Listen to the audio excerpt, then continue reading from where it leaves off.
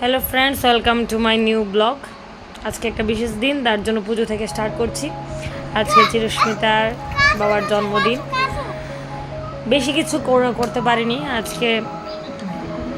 সন্ধেবেলা এটা আমার বাবার বাড়িতে কেক টেক কাটিয়েছিলাম। এটারও কারণ হলো আছে মার শরীরটা অনেক দিন যাবতীয় শরীরটা বেশি ভালো না, বাড়িতেও মন টন ভালো না কারোরই। তার জন্য মাকে নিয়ে আজকে সারাদিন জীবিতে গিয়েছিলাম, চোখের অপারেশন হবে তার জন্য দৌড়াদৌড়ি হয়ে গেল। তার জন্য মা বললো ঠিক আছে আমাদের বাড়িতে কেকটা কাটানো হবে। তবে সব সেরে এই বাড়িতে কেক নিয়ে চলে এসে তারপর চিরস্মিতার বাবাকে ফোন করেছিলাম। তারপর আসার পর কেকটা কাটা হলো, সবাই মিলে খুব আনন্দ করলাম। তারপর আমরা মাঝে আবার একটু ফটো তুলে দিলাম।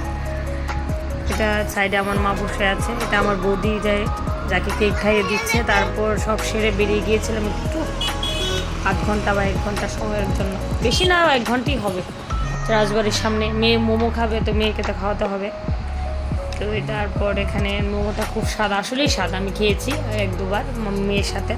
আমি আসলে মোমো খেতাম না, মেয়ের সাথে পরে খেতে হয়। তারপর অনেকক্ষণ বসে থাকতে হয়, তোমরা সবাই জানো। মোমোটা চলে আসলো। এই দাদা আসলে খুব ভালো মোমো বানায়। ওই দিন 2 দিন খেয়েছি, 2 দিনে খুব ভালো লেগেছে। সবাই খেতে পারো। তারপর ফুচকা খাবে বলেছে, ফুচকা খাবে। তো ফুচকা তো খাবে যখন এই দাদা শুধু হাসছে, আমি যে ভিডিও করছি দেখে বলেছে একটা ব্লগার হবে। যাক, আনন্দের দিনটা কাটলো। তারপর চলে এসেছি বাড়িতে। Please subscribe my channel.